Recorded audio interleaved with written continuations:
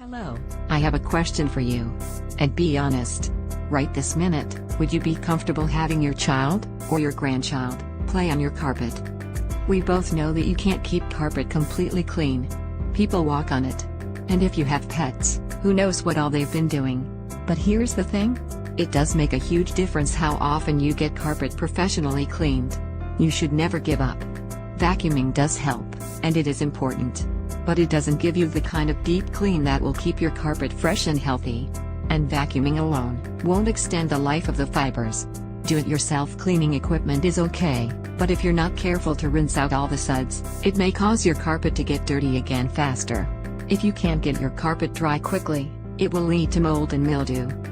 So get on a regular schedule with your professional cleaner. Clean your carpet at least once or twice each year. Your little ones may not say it, but if they could, they would thank you.